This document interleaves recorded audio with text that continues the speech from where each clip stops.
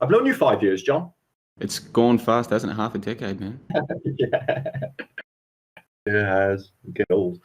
Man, finally. All right, so this is Sometimes Record, episode number 31, July 8, 2020. John LeBon coming to you from Kuala Lumpur, Malaysia. And I've got with me a very special guest. This promises to be a fantastic conversation. Martin Liedtke coming to us from somewhere in the UK. Martin, where are you coming to us from today? I'm in a still locked down Wales, unfortunately. Oh, of course, the lockdown. In our little rundown, in our pre-call, I forgot to say, let's talk about some lockdown business because it's heating up again, isn't it, Martin? The lockdowns are coming back. No, they predictably programmed and told everyone, wave 2 is coming. I think it's safe to presume that is definitely on the cards. We just had like boiling temperatures and it's plummeted to winter. I mean, everybody's got a runny nose, and runny nose in this climate is a dangerous thing to have, isn't it? So, yeah, the weather's gone to hell in Britain. We got the heating on last night in July.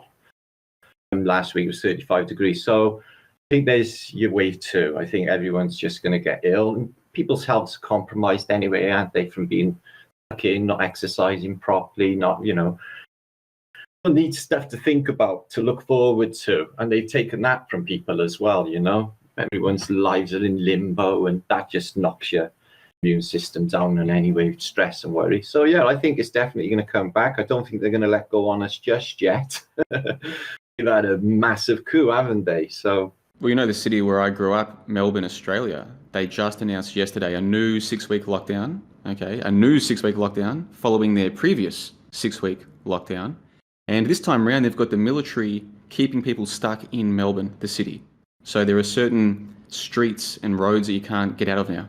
So it's escape from New York style in Melbourne, Australia, as we speak. The military are saying, you can't leave. You're stuck here now. Can you believe that? I was unaware of that. Wow. That's how bad it's getting. It's phenomenal. And that's in a city where they claim that they've got a few hundred active cases and nobody's dying. I think their total death count from the whole thing is 20. And that's if you believe that part of their story. But even if you take that on face value, 20, 30 people dead maybe, and you're going to lock down a multi-million person city with military at checkpoints to stop people leaving, this is crazy stuff. And it's not about any television virus. Yeah. I'm well aware of that. Dude, I was calling this a hoax from January. I've got a video from January 22 where I say, this is in fact a hoax. Right? That's from January. I called this out back 1 year ago on my vlogs live. I said, guys, I think the 2020 thing is they're going to pull a pandemic. You don't actually need the virus, you just need the scare of one. And I said that on a vlog live. I got trolled in my comments, people hitting me with, hang on a minute. I don't think germ theory is an actual thing. If you looked into Pasteur, yes, I have. And I'm aware of the other ideas of what germ is. That's not what I was saying. I was saying that they could throw a pandemic. And that was last July. I called that out. Still on my vlogs. Well, I'm going to have to go and check that out. That's fascinating. If I can track that vlog of yours down, I might copy that section of you saying that to then upload as a promo for this call that we're having right now. You called this hoax before it even began. How about that? I'll search for it. It's in my Tartarian channel because I had my main channel was hacked back last year. And I recently had it back about 2 months ago because I built up another channel since then. And now I have 4 channels, all doing quite well. Well, I'm hoping to talk about all of that with you today, the hacking and the multiple channels, but we've got a lot to get through today. We're going to be talking about mudflood, Tartaria, maybe a little bit about flat earth, just for the drama and the gossip. I like to catch up on the news every now and then, and you know more about flat earth than I do, that's for sure. Maybe some Max Egan talk as well. So lots to talk about on the call today, Martin, but for those who don't know who you are, don't know much about you, give us a couple of minutes introduction. What is your YouTube channel about? How did you get into YouTubing? And what are the main things that you cover these days? Okay, well, I started out in 2015. Basically, the flat earth that brought me to YouTube. But I did want to actually, from the off, I was really interested in consciousness research. And this was my main thing in my head. So the tool was flat earth, and I got, well known early on. But then I started to diversify because I get bored easy. After about a year or so of flat earth, I started to get bored. So I diversified into alternative history. I I knew the history was a lie, but I wanted to know what the lie was, and I wanted to know about our true past. So I dug in deep. And I did it all real time over a period of maybe 3 years, thousands of blogs, to get to the point where we are now, which is basically absolutely mind-blowing at the moment. It's hard to even believe. So yeah, this field has just exploded. It got really popular. It's huge. It's huge in Russia. You know, people like literally copy my videos and get like 500,000 views in a day. In Russia, this subject is so big because Tartary was the Asian continent. So yeah, so I diversified basically, and I've been really busy since. I'm a speaker at conventions, flat Earth conventions, other conventions shortly as well. I became an author. I wrote a book on basically decoding antiquity for the electromagnetic model of Earth. Not the physical model, the electromagnetic model of Earth, the double torus model, and I wrote an entire book about it, which came out last December. So I became an author too, and I've just been just crazy busy since. But the virus, the televirus, has slowed me down a bit. I'm in a convention on the 30th of August in Italy, in Lake Garda in Italy, the first ever flat Earth Tartarian convention. So apparently that's still going on. Apparently the virus isn't making any difference to that, and there's to travel there a bank holiday weekend in August. So that'll be interesting if that kicks off. Yeah, loads going on. So I first chatted with you back in 2015, I think, during the big flat Earth gold rush, as it were. Good times. Exciting times. They were exciting times, weren't they? That's what people don't understand, people who came to all of this post-2015. In 2015, flat Earth was exciting. Even if you didn't believe in flat Earth, it was exciting to see the discussions that were going on and the skepticism of the official model and people enjoying this process of trying to unlearn what they were taught through indoctrination and then relearn what they can through their own observation. Very exciting time at the time, Martin. But then, late 2015, 2016, then it devolved into what I would describe as an online religion of flat Earth. What say you? If you limit your perception in this place, then it goes into a box, doesn't it? And that's what seems to be happening. I basically had a lot of trouble from diversifying and thinking outside the box. At first, how it's accepted because others have done it themselves. But first of all, people are like, why are you posting things other than flat Earth? You Palestine, you. Yeah, so it got a bit crazy, but I can understand why, at the beginning, because it was so excited. Everyone was like a deer in the headlights eyes, like, wow, there could be something else going on with my reality now, which everyone was experiencing. Like you said, it was so fantastic, everyone with their different ideas and stuff. But yeah, I've seen some things that, I taste in my mouth that I'm just not into. And I'm not into drama, really. And Flat Earth turns into just a drama. Main drama over than any fantastic models or ideas or experiments that were going on. That's not what was on the flat Earth scene. The first things were, let's go to the drama, let's go and see who's dissing who. I don't mean to get too meta with you early in the conversation, but did that whole process teach you something about people on a fundamental level? The way that people seem to have congregated around this idea of let's question, because we're told that we live on a giant spinning ball going around the sun, and maybe they're lying about that. So we're all congregating around this idea. And then within the space of months, it had devolved into basically high school jealousy, drama, quabbles. I learned a lot about people through all of that, Martin. Same, yeah. It's just brilliant. I'm into psychology and watching it. I'm a people watcher, but this has been an alarm call to me, the whole, how people really are. I got to be careful in this place, John. I ain't like everybody else, I'm the sort of person where most people are like, oh, I see you coming. They are not that nice in my life, in my experience. And I find it worse when people are hiding behind a mask or they're hiding behind the screen. You can't see them. Their minds come out, and a lot of them are just, I think it's to do with sadness and loneliness, etc. But they just spew worst kind of mind, and I can't even believe that people even think like that. It's just I live in a different reality. I must do. I don't even know. But yeah, that left a bad taste in my mouth. So when I moved into history, my trolls basically mostly disappeared. I still get them, but yeah, I'm not spending 2-3 hours of my day, debating something that I don't really know the answer to. You don't really know the answer to, and this is getting on my nerves now. So this is what I was doing all my day, just debating, the likes of Negatrix and people like this, and wasting my life. Oh, no. This is going nowhere for me. So it makes sense that you then diversified into things like mud flood. So when did you first start looking into mud flood? How long have you been focusing your attention on this?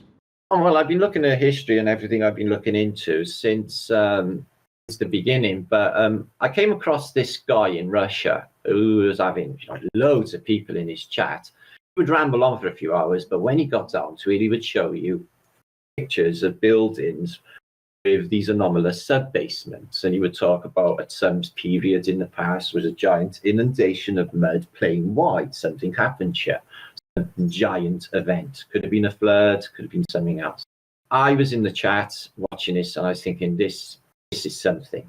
And Philip Drasinin from Moscow also was in the same chat feed. So we both picked up on it exactly the same time. He started posting about it. And there was Wise Up was around. He was dealing with the antediluvian world, so anything before Noah's flood. So I thought, okay, there's a giant niche for me here. I know all about this, so I'll dig in. I dug into the world of classical art, classical literature, learned about languages, to find out exactly what was being said. Because my interpretation is anywhere as valid I found as any of academia's interpretations of history. All they're doing is picking up the bones of something that is far away.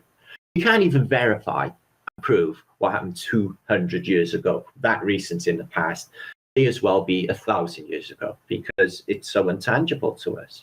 The evidence is really, really sketchy in all regards.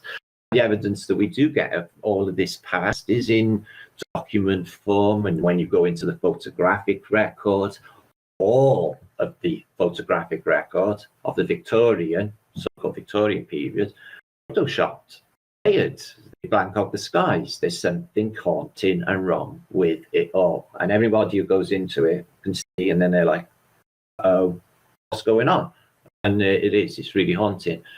Almost as if the past is even there. It's really spooky. So dived into that field, but this is a massive spectrum subject, though. This is not only mud floods and Tartaria. The spin-offs are incredible. It's mostly about free energy. This is the synopsis of my book is harnessing free energy, aquatech, technology using magnetized vortex water.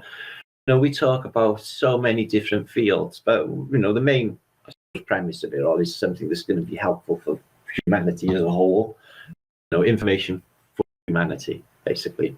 Well, I don't know if I told you this in the pre-call, but the main reason why I reached out to you a few months ago to try and organise this interview was because several members on my site said, hey, JLB, you should try and interview Martin Liedtke and talk to him about his views on history. Because I cover the history hoax, as I call it, quite a lot on johnthebond.com, and I'm convinced that there is no evidence that humans have been here for more than a few hundred years. And that's a very controversial thing to say, but I've got a lot of good reasons for why I say that. And we'll talk about that later in the call. But what are your thoughts on this, Martin? Do you think humans have been here for thousands of years, hundreds of years, millions of years? At this point in time, what would be your best guess? Because none of us know, obviously, but based on the evidence that you've seen, what would be your best guess? Best guess is that this place is, in the past, was a shitty mining operation, and the people that are here now, we are not from here. I would say that we have been delivered. We're juggling with the ideas from underground, from labs. People all turn up in empty cities in the Victorian era, reset cities that are destroyed, or cities that are just devoid of people. They all turn up at the same time, all in almost like government uniforms, where they've been given to them at some sort of quartermaster's store. It's very, very haunting. Something definitely is going on. No, I would say humanity has not been here long. I would say the terrifying truth of it all is we are in a reset system. To me, it is obvious we're in a reset system. There's been civilizations here before that have been utterly decimated. through whatever major resets, plasma discharge events, if you like, or Noah's type floods, but events, like biblical style events, take out everybody. In my mind, there have been people here before. Okay, I think that there's been trillions here before, but I think they've all been killed. They're all below our feet in the mud. Their bones are down below us, is what I think. Well, this is definitely going to be a good conversation. I can see a few crossover points in some of our theories here. I should just say for the listeners, for those who aren't aware, your YouTube channel now has about 20,000 subscribers, and that's despite the fact that your channels have been deleted a couple of times. So 20,000, even though you've had to jump over these hurdles, it shows that there is quite an interest in some of these theories, isn't there? No, I have a few more than that. I have 21,500 on my main Tartarian channel, just coming up to 20,000 on my Martin Liedtke channel, just under 10,000 on my think tank channel, and I got 3,000 or 4,000 in my backup channel for that. I'm hitting over 50,000 over all of YouTube. And that's despite the fact that some of your channels have been taken away from you, or this kind of thing. All of them got taken away. I was basically I'm on the Illuminati cards. They said, Martin, you're on the Illuminati cards. This is you, and it's me sat in front of a computer. And I'm supposed to be the internet worm, by the way. And it says all data lost. And that's what happened to me, all data lost. I mean, I lost last year. I was left with no subscribers, no channel, no nothing. And I started from zero. I got from 0 to just under 20,000 subs in 6 months. So when you started covering mud flood and these kinds of topics, did you think there would be this much interest in these kinds of topics? Did you expect to get to 10, 20 plus thousand subscribers?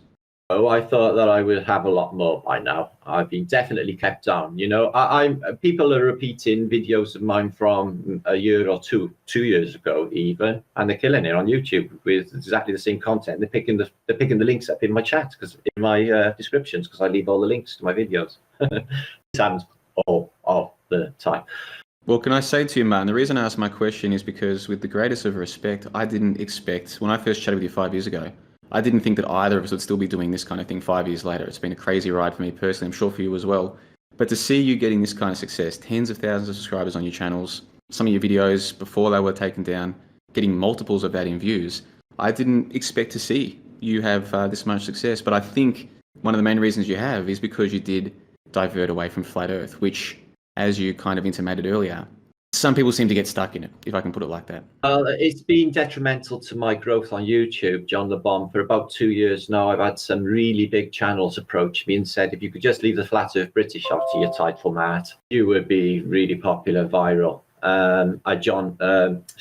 Max Egan, gave me a shout back about 2 years ago. I literally gained 10,000 subscribers in about a month.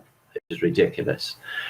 And he said, Martin, if you lose Flat Earth British out of the title, he said, I'll push you all the more. He said, and you'll have hundreds of thousands of subscribers. I said, yeah, but I can't. I said, there's so many people that, you know, are just I got my whole theme, my logos, T-shirts. I got a whole business based on Flat Earth British. And it's an institution now, you know, a sort of traditional institution amongst people. And I like it too, so I can't really do that. So you think you're going to stick with Flat Earth British permanently? You're always going to have that in the title?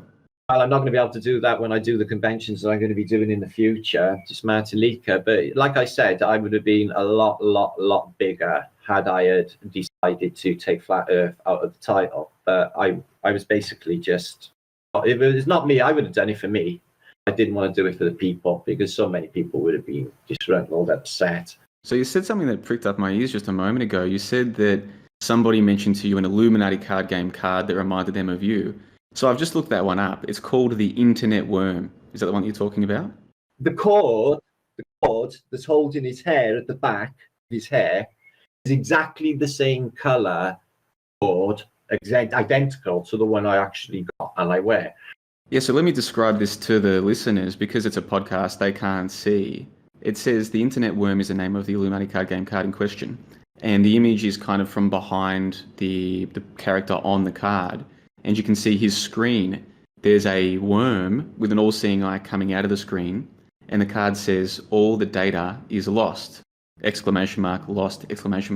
and it says it requires computer or Illuminati action. So the Illuminati card games, the reason why I find this so interesting is because I've actually got a complete breakdown of the Illuminati card game series on my website, johnthebond.com. I didn't remember seeing this particular card, but I can see what you're saying. This guy has a ponytail with the red hair band, and you're saying that you used to wear a headband the same as that? I said, no, I am now. It's exactly the one I use. It's in the room. But it's almost as if the camera is behind me by there, because there's the same angle of everything set up in my room. It's really spooky. The way it's like it's almost behind me there, and like the way I sit and everything, and the hair, and just really does. And I lost all my data. And, you know, I am a truther. So would it be beyond the bounds of possibility for me to be in the Illuminati cards? I think not. So who do you think was behind all of that data being lost? Do you have any suspicions? I did at the time, because basically things got really strange really quick. Basically, I got really big. I went on a few flat earther channels and stuff for interviews and stuff to have a talk. But, you know, I could just, you know, they was just sitting, like, there was a lot of envy going on because of my growth. And, you know, I was happy to share my growth and everything with everybody, because I'm just not that person. You know, I'm not selfish in any way. So I could see, I could feel something was going on. I could feel the resentment, etc. But I went to the convention in England last year, the Flat Earthers International Convention, where I was due to speak. Max Sargent was there, others were there. So literally my book, which I'd finished and sent to my publishers, that also got hacked. She had a guy in 3 days it took him. He said it was some like a military style hack. The book got scrambled and I had to start and they're all back together again. So that was really bad. But day of the convention, I'm 20 minutes off going on stage, and I got people coming up to me waving their phones and saying, Martin, what's happened to your channel? It just gets bombarded with thousands and thousands of, I don't know, Korean, South Korean cartoons. So everyone unsubbed. I lost 10,000 subscribers in about 10 minutes. I couldn't even believe it. I was like, wow, my channel was just dying like there and then. This was after the hack, because it was still an active channel. It was hacker had bombarded 18,000 cartoons on it. When I got the channel back, the cartoons were on there. It took me about 2-3 days to get rid of them all. So I got attacked quite a bit through last summer. I had a lot of problems going on, everything going against me growing and getting my word out. All of this with alternative history. And we were just accelerating ahead, you see, at the time. I had different people working with me. I set up a think tank. Some really brilliant minds in on this, you know, likes of John Levy, JLBs Channel, and my brother, Flat Earth British subscriber channel. There's another reason I couldn't get rid of Flat Earth British. What would happen to my friend Lee Mowat, who set up Flat Earth British subscriber channel? He has 15,000 subscribers in, like, you know, just rides shotgun with me. He's like a tribute channel. You know, he works with me. We bounce ideas. So you said that your channel got hacked just before you went up to give your presentation at the conference. Yeah, it all went in sync all together. So the way I'm thinking about it in my mind is this is like, oh, this is just an operation to unsettle me, which it is, because my head is spinning. I'm on stage and I had to get, you know, I had to talk about the contents of my book, actually.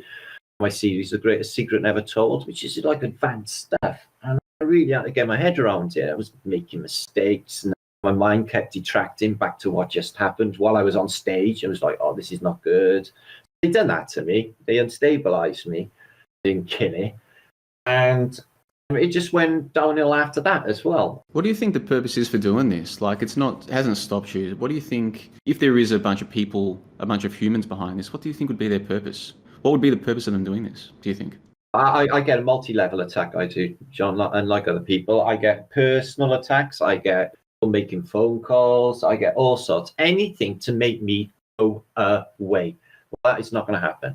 You know, the way I see it is this is a battle, a spiritual battle. I take this very, very seriously, like life and death seriously. So there's tens of thousands of people's lives involved in this, and many, many more, especially with my little realm. Okay, everything is built on positivity, and everything. Our main premise is for the whole of humanity, everybody. We don't even do distinctions. We don't even talk about anything like that on our channel because we don't think it's a thing, and it's not. Then it's the part of the control mechanism. We step outside of that. We're like all outside of the matrix, if you like, and we free think. We're not too scared to say any crazy idea, okay? Because we just don't.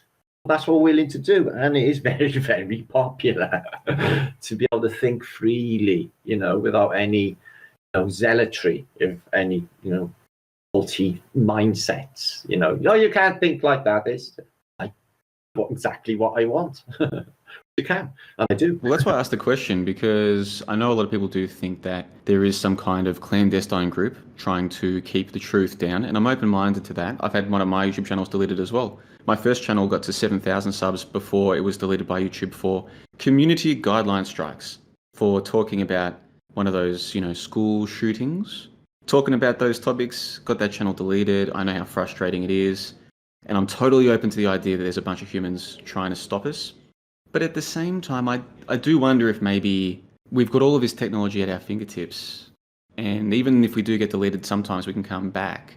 I do sometimes wonder if actually whoever's behind all of this is encouraging us to speak. Do you know what I'm trying to say? John, I think you're bang on. Yeah, no, 100%. Now, when I got my channel taken out, I went grizzling and crying on Skype to Max Egan. They've taken my channel out. I've lost everything. He said, yeah, it's terrible. But I'll tell you what's happened, yeah. YouTube have reset you. What do you mean? Well, they want better from you, Martin. They've taken everything away. They want you to come back even better. He said, in fact, this would be a good time to dump your flat earth British. So, well, I'm not doing that, but I see what you mean. So, yeah, Max said that a lot of people, like, the likes of Eric Dubé and other people, big names in the truthful communities, they've all had their channels taken out, and they've all come back stronger as well and better, I've noticed. So it's either some YouTube thing. I've been wondering whether there's something really good and benevolent working in the background as well. It's like there's a hidden battle because, yeah, I get these attacks, I get these really bad things. But at the same time, I'm still finding the answers, and I'm still, really directed and focused, and everything is just beautiful, working beautifully. They can't seem to unstabilize that, no matter what they do. Absolutely crazy. I've had everything come at me. Everything you can imagine. All of it. In the last 5 years, I've had death. I've had lose everything, start all over again. Every scenario in human life crushed into a 5-year period that you can imagine. And this is me at the end. And you've come back stronger. And as we were saying before, your channels are all up to the tens of thousands, 20,000 subs. It would seem, even though you did have these big setbacks, overall you seem to have come out the other side in a better position. Well, I had to mature because it was just me to rely on. So I had to grow up quick. And the way I see it is a lot of people in this community, they sort of really like me. And I don't want to ever let anyone down. And they all think so much of me, and I will try my best to do the best I can.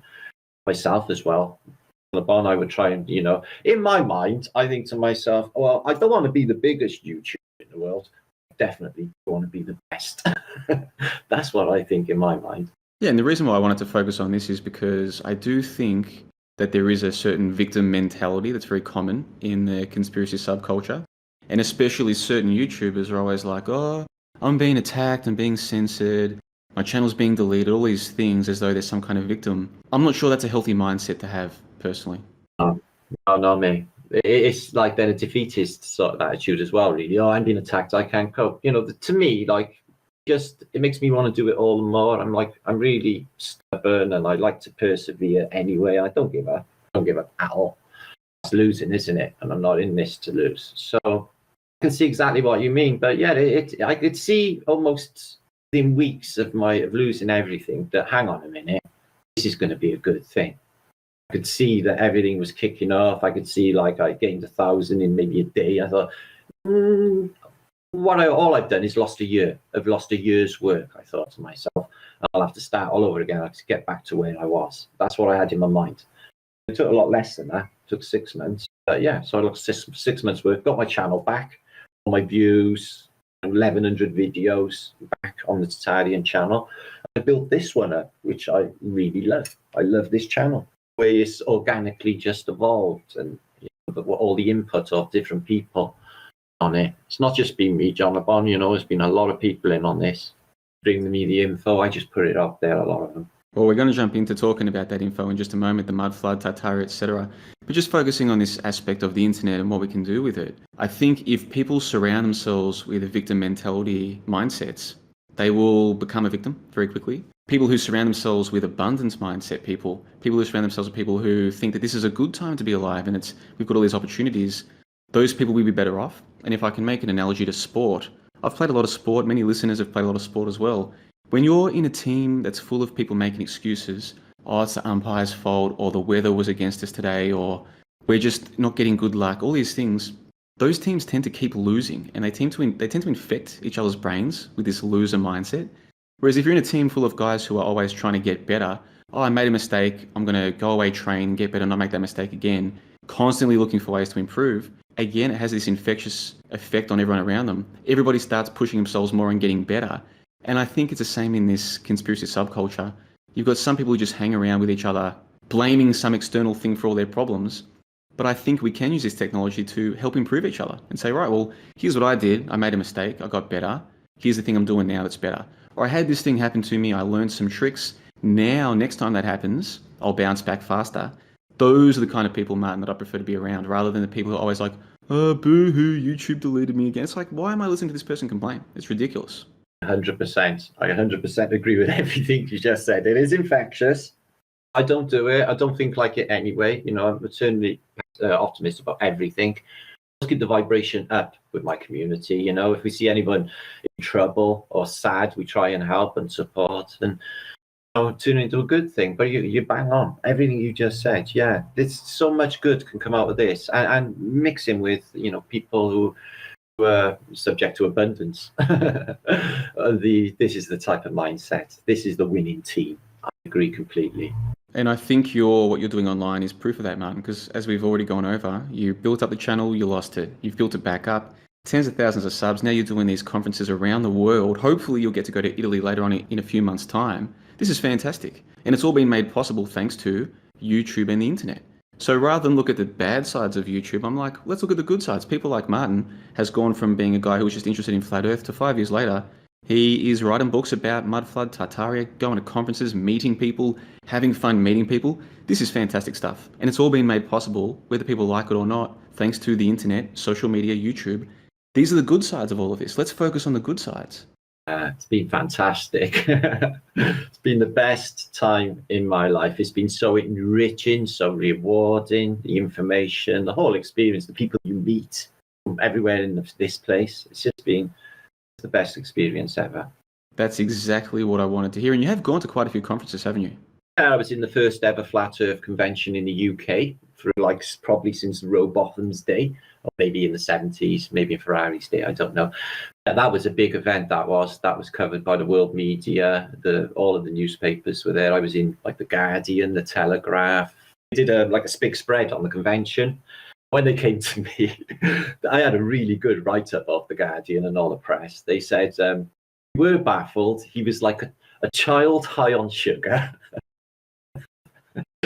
But he basically, it was a really enjoyed, fantastic presentation. This is what they said in the newspaper. And there's a rousing applause by everybody. Because I got everyone, I like to, I guess, I get my lessons from Frank Zappa, okay? A bit of audience participation, get them involved.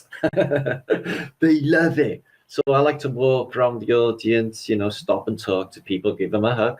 And just interact with the crowd, rather than I'm over here, I'm aloof, not one of you. I mean, I'm above you, I'm superior. I don't do that at all in my reality. That's just ego. That is the fault of any man. They're just so much better. I see everyone is just spiritually equal. Obviously, we're intellectually defeated, but don't hold that against them. That's just part of either they're easily encouraged, or they just basically being subject to the mind control and haven't had any opportunity to step out of it through maybe religious parents or something. This happens to so many people. Deep down, I think everyone's good. I think nobody is really bad in this place. If they are really bad in this place, they've been affected by what I call a parasite mindset, which is parasites, the demons that get in people's head and make them do terrible, terrible things. That thing's a reality in this realm, apparently. Well, I do want to talk with you about this idea of demons, evil, possession, and it kind of fits in with the virtual reality thing as well. So we'll talk about that later in the call. But what we need to do before we move on to any of that, we've got to talk about this mud flood thing, because for a lot of people listening right now, they're familiar with mud flood vaguely. But if you were talking to someone who didn't know much about mud flood, let's jump right into it. What is the basis of this theory? What is that leads people like yourself to speculate about a mud flood? Give us the elevator pitch, give us the 1 or 2 minute synopsis. What is the mud flood? Well, the mud flood can be apparent. You can see it in any city in the world, any town in the world. And it's our main buildings are what they call Victorian buildings and earlier, all share an anomalous feature, which would be that the bottom story, where there are windows, are always below ground level. And for some reason, plain wide, always at the same depth. Architecturally, I've asked a few people, what do you think is going on here with these deep basement? And they say that it was vogue at the time, it was the fashion and the style. But this is absolutely everywhere. And these buildings, they share two different themes. You get the Tartarian style, which is you talked about Melbourne earlier, and that city is an unbelievable Tartarian city. You get the classical theme, which is what you call Greco-Romano, which is civic buildings, etc. These are two separate builders and two separate people, okay? The Tartarian buildings, it is thought that the Tartarians were plain wide. They had different fundamentals than we got now. They were more holistic. They based everything on different sciences than we do now. They had free energy and very healthy. They lived longer, and we think they were a lot bigger, as in giants, if you like. The Tartarians are no longer with us. They have disappeared off the face of the earth, along with their civilization. It's on old maps, and it's in old documents. I have probably one of the best Tartarian collections imaginable. I probably have 1,000 books on the subject, and it is mind-blowing, the technology that these people have. This alchemical technology, it's bursting out of the ether technology, stuff that they do use today in science, but they put it down to quantum mechanics. But it is fantastic science that they use. So yeah, this civilization, we think that we've had 2 mud floods or 2 major events in the last 500 years.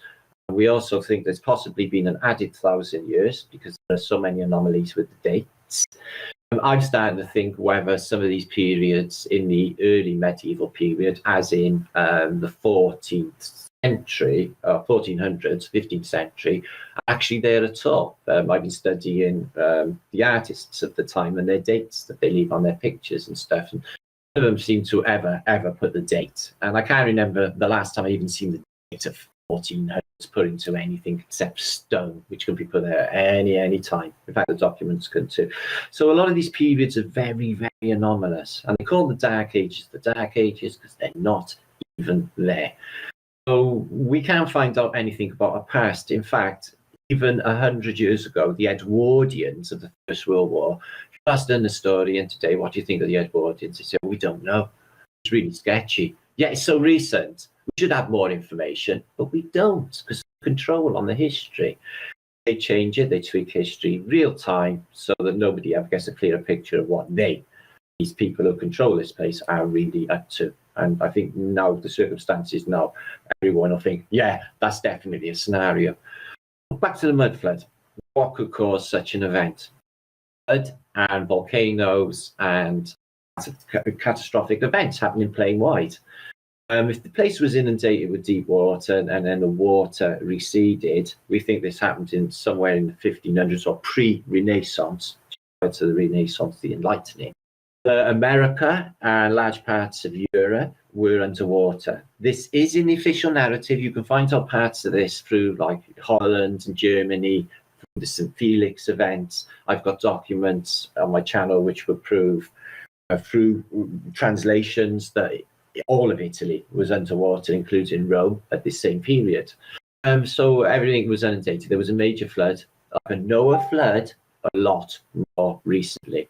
And I guess if that water receded, it would leave thick slurry, and the people would be gone, etc. And then you get the people come in afterwards, wherever they arrive from, and they clean these cities up. They build retaining walls away from the buildings, which I could give you 100 different evidences of basically these basements, they call basements, these sub-levels, doors going out onto what would have been a street at some time. So the street levels were 30 foot below what they are now, as recent as 150 years ago. Something happened very recently. There's all sorts of ideas out there in this field of what could have happened, but there's been a catastrophe. And we are in the film Mad Max, when they're piecing together the past, the apocalypse, and they can't make any sense of what the world was like before. Well, that's exactly the circumstances that everybody finds themselves in now. We are piecing together the past to find out our place in reality, and what are we, where are we, and what are we doing here. That's all everybody's doing after every single reset. This place was fantastically advanced, the golden era before the last reset. The remnants are here today in that architecture, in the art, and in other technologies, like in the crazy engravings and the things that are going on at post last reset, Renaissance period. So there was another reset after that, we suspect 1811 through to 1816, finishing in the Tambora event. It started in New Missouri line in mid-America in an event called the New Madrid event. The center of America rose up feet. These earthquakes were felt everywhere in America, and there were massive fires. This same year, Napoleon's traipsing an army across Russia to an empty city of Moscow. Everybody's gone. The whole city, the whole population's gone. Apparently gone east, but who knows?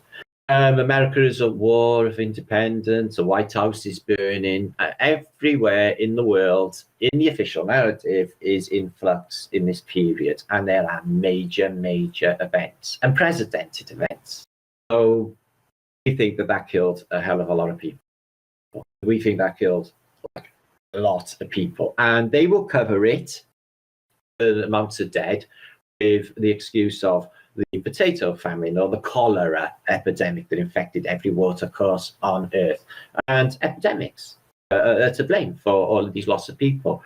What we found, the most chilling thing about all of this, was the orphan trains and the people that were shipped out to Australia and New Zealand and South Africa, boats full of children, and trains shipping tens of thousands of children across America to new parents. Okay, new houses, new lives. Question then remains is, what happened to all of those children's parents? Okay, they opened, like this new paradigm that came out in the mid-1800s is these giant, massive institutions. Now, you can find these in every city in Christendom, okay? They are insane asylums, they are mental institutes, or they are big, old hospitals. And these buildings are everywhere. They are huge. They would have things called orphanage asylums. An asylum because you're an orphan, and they would put these children in. They would be indoctrinated. They would put you into a one-room unisex schoolroom with a dictating crazy person bringing out all of the classical education. It's like, you think of Hitler and their regime of 1930s. They had their own art, their own literature. Anything outside of that was not to be, you would be in trouble for looking at, okay? Well, that's the same now. Everything has to be the classical world, the Greeks, the Romans. And the Greeks is just like, with the Greeks.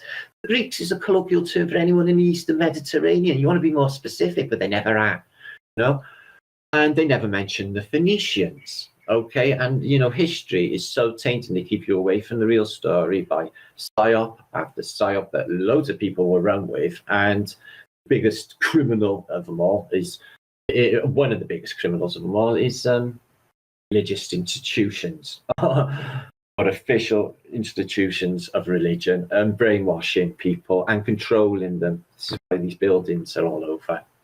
The churches were not originally churches. They were something else completely prior. The reset, they were devices. I wrote about it all in my book. These things had giant organs in them. The organs would make a frequency because, this place, as Tesla said, is all vibration and frequency, and so it is. And it would resonate a frequency through these lead crystal portal windows, which we see in churches, out into the community. A beneficial effect. It make people healthier. It make plants grow better, bigger, and everything would flourish in this place. And that technology was taken out to the last reset. It's called technasmia or antiquitech, and it's a vibrational science using organs, giant organs, sound, vibration, and augmenting it in a building. But we think they're more now, these churches anyway. We think they're part of some sort of transportation hub in a previous reset. No, you got to forget, you think we're advanced now. No, they've done a cunning trick. They've told us we're getting as advanced. They've drip fed us stuff, technology that they've had 100 years in advance. Just drip it out to the public because they only ever give us drip feeders anyway. They don't need to give us anything, including real knowledge or information. So that's a lot of information there, Martin. I've got a few questions for you about that. I want to hear more about these orphan trains, and I want to give you a question. Maybe some of the listeners might know this. What is the relationship between the Wizard of Oz and Tartary? I did a bit of research before the call, and I discovered some things that maybe even you might not have heard of before, Martin. So I'll throw that to you in just a moment. But first, we've got to go to the credits to thank the people who make all of this possible here at johnthebond.com. And on the other side, we'll discuss more of this mud flood and Tartary stuff. Stick around for that. The toy is activated.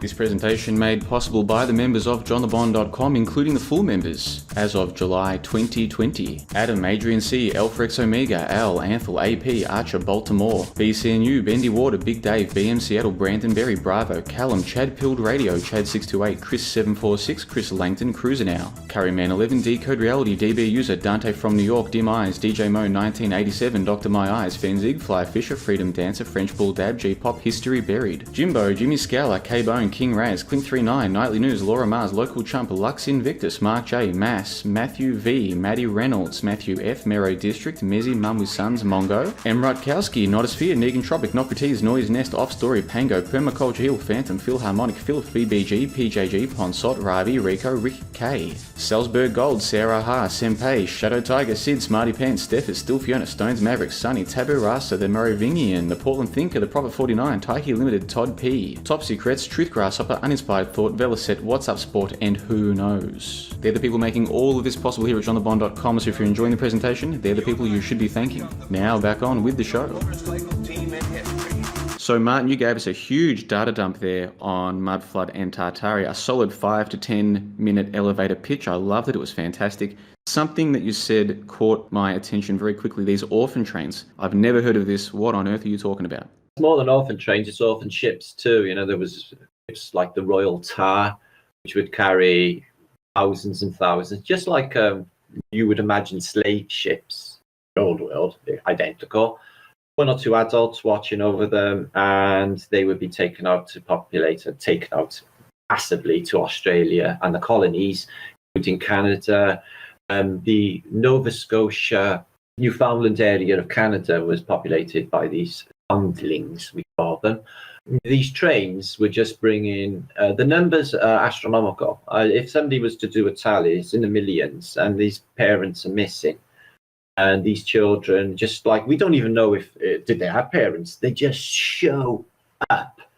People are just wondering, the big thing about this is, if you examine the photography of a certain period, in the Victorian era, maybe 1860s, you will find there's a certain hue to the photographs. Now, we've all, in my field, examined the photographic processes and the official story of the development of photography. So we're all fully aware of different zones and times. They say photographs are available. Now, they say you get like motion, ghosts from, you got to do an exposure for half a minute. Yeah, if you go back to 1870, you got moving trains and action shots. Everything's very inconsistent with the photography story. I think it's a lot earlier. I really, really do. I think a lot earlier. This technology of a camera is known in the Middle Ages, camera obscura. I posted about it on my last vlog. You would be mind blown to know how early. I posted on my last vlog 2 days ago Skype being used, in the early 1900s. And guess what it was called? Skype. And saying that they had, the internet in the 1930s and stuff like this. They told us we're going forward. This stuff's new. Nothing is new under the sun. They just roll it out over and over again. History repeating. And this is what they do with the fashions as well. They're all brought in by the Tavistock Institute to choose their changing paradigm, which they call the shots on. All of it happened in the hippie movement. It was a total psyop. The fashions brought in, the mini skirts, Mary Quant, worked for the Tavistock, changing paradigm. They brought in the pill exactly the same time, and then they encouraged everyone to have free sex. This is all experiments on us for them to watch, and they do it. They do it with the fashions, the styles, and the paradigms. The one we're in now is horrifying. I can't stand any aspect of today's society. So going back to these orphan trains, is this something that you do cover in your book? No, I never covered the orphan trains in my book. How I come across it is about maybe 2 years ago, I was looking into the place where I was born, which was apparently a workhouse back in the Victorian era, the St David's Hospital. And then I talked about it, and I got inundated in my comments saying, everyone's saying, yeah, I got born in what was a workhouse too. So I decided to look into the buildings. Turns out they've been there a lot longer. These hospitals or buildings or whatever they were, filled with orphans. And I thought, well, that is really weird. And then I decided to look into orphans, and I was like, why is everywhere full of orphanages? Where is all of the people? Where's all of the adults? What's going on? And then other researchers in this field looked, one of them, conspiracy artists, looked into, and he picked up on orphan trains. There was orphan ships, and they're just shipping, like they just come out of nowhere, out of the desert, huge amounts of children dropped off in, say, Halifax or Chicago, or on the Eastboard, just huge amounts, and they would be assimilated back into society via these huge orphanage asylums and institutions, and via them to their new parents, whoever. And there was so much of this going on. If you look into the society of Victorian Britain, I had nannies like Mary Poppins, where parents had nothing to do with their children, or public schools, if you were well-to-do.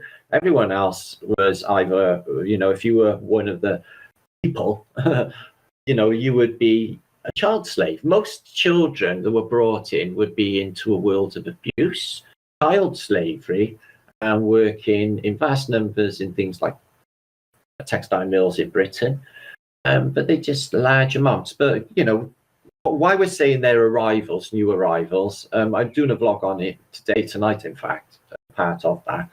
One of the things I found mind-blowing is that in these photographs, you've got a certain hue, the backgrounds are taken out, there's something wrong with the sky, and everything is photoshopped. We're finding people added, people with cast no shadows. They shouldn't be there, so they're photoshopped in. So it's like, overwhelmingly, all these cities are completely barren of people, except for ladders, buildings, and a couple of cats, one or two people.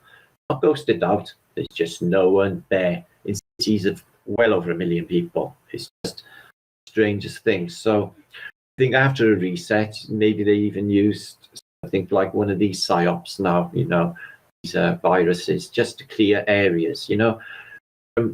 Looking into the San Francisco earthquake of 1906, we look into a lot. They say it's an earthquake, but the reports, if you look into them, it's not an earthquake. Something else happened. This place shuddered for seconds, they say, and everything was destroyed. And then there's a firestorm. So there's something else going on. But the city is like devoid of people. It's just within a day, there's huge FEMA camps, masses and masses of people turning up for a fresh air again on the terminus at the end of Market Street. And it's the most haunting of films. It's freely available on the Internet Archive. But cities are empty. The way we see it is they've been mud flooded. They've cleaned them up. They are stealing a civilization. Who are they? The Phoenicians, because we think are responsible for all of this paradigm. How do we know it's the Phoenicians? because everyone's living in a maritime society. If you go to court, it's a maritime court. The court, the laws are the laws of the sea, maritime laws in this place, and the Phoenicians are the sea peoples. Well, I tell you what, that's an excellent place to wrap up the first hour of the call. We'll come back and pick it up from there. In the second hour of the call, I want to ask you more about these Phoenicians. I want to ask you about this admiralty law, this idea that when you go to court, you're standing in the dock, things like this. I think that's where you're going with that. We'll talk about that. We'll talk more about Tartaria. I'll tell you about this connection I found between the Wizard of Oz and Tartaria. Very interesting. We'll come back and touch on that. We'll talk a little bit about Max Egan, and maybe, if we get some time, a little bit of light gossip on the old Flat Earth. I do enjoy when I'm chatting with people from the Flat Earth days. A little bit of innocent gossip. We might do that as well if we get time in the second hour. But the first hour has come to an end. So what we'll do is the members of johnthebond.com can go and access the second hour right now, stream or download. But for people who are just listening to the first hour on YouTube, I'll give you a chance right now to give us your final thoughts for Sometimes Record number 31. Great to have you on board, by the way. Good to have you, your first appearance at johnthebond.com. Give the listeners on YouTube your final thoughts. And again, members can access the second hour at johnthebond.com. Yeah, I wouldn't miss the second hour if I were you. And it's a bit of an exclusive. Somebody, like, literally something nobody knows just yet.